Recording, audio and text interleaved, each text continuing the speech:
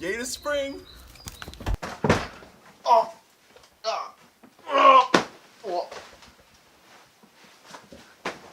Oh! I did it! Oh, I did it! Oh! Alright. Roll the clip.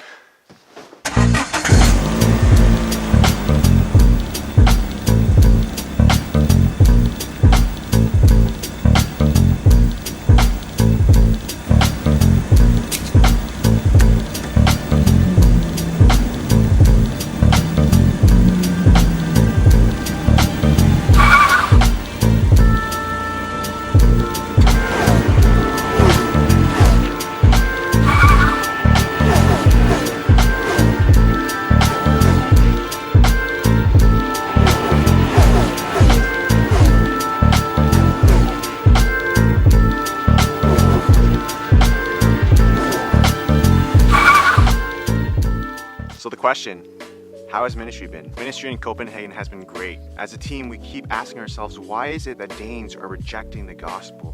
Why is it that they're rejecting Christianity? Could it be that what they think Christianity is about is in fact not what Christianity is at all? Are Danes rejecting Christianity because of their own belief of what they think it is to be?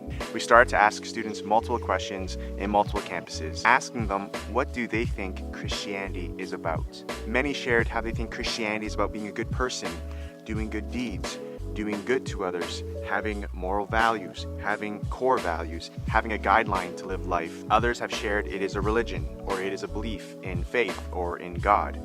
And still, you have many people who identify themselves as the cultural Christians. They themselves don't have a personal relationship with the Lord. Our goal this month is to do this short project, asking students all over Copenhagen, what is it that you think Christianity is about? In response, we hope to ask them, what if it's not what you think? And then present them with actually what Christianity is about. I would like to invite you guys now to pray for the Danes that we are going to be talking to these next couple of weeks and months.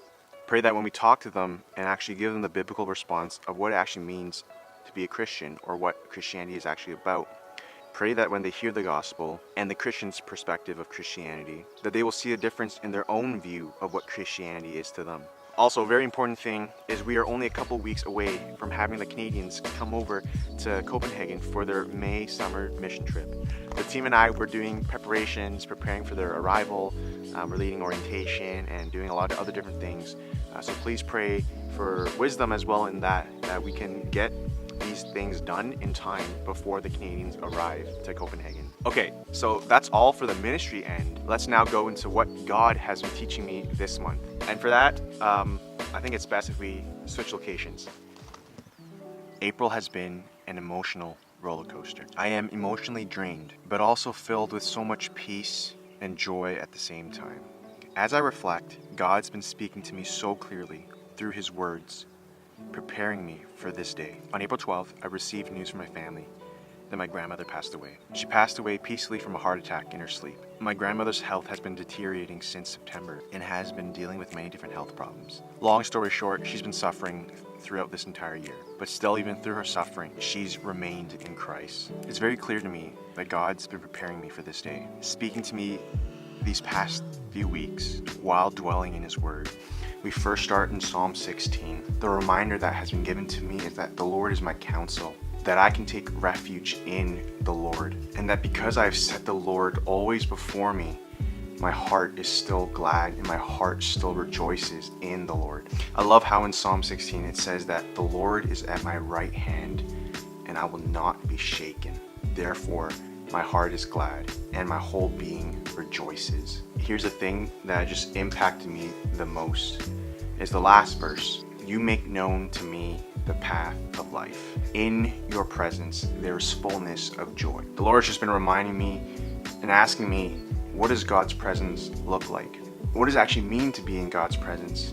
And the Lord promises that His presence is with us always. I love how it says so clearly that when you are in God's presence, that in His presence there's fullness of joy. We move on to John 15, how God has been speaking to me through that. There's a parallel actually between John 15 and Psalm 16. Jesus is saying, abide in me and I will abide in you. For apart from me, you can do nothing. Later on, fast forward, it talks about abiding in Christ's love. But the parallel thing between Psalm 16 and John 15, and the end of John 15 verse 11, it says, "These things I've spoken to you, that my joy may be in you, and that your joy may be full." Starting to connect the two together, they both talk about joy. They both talk about how joy is not just a feeling. Joy is a state of being. And how when we are abiding in Christ and abiding in God's love, and when we are doing that, we are also acknowledging God's presence. In His presence, there's fullness of joy. When we abide in God's love, there is fullness of joy.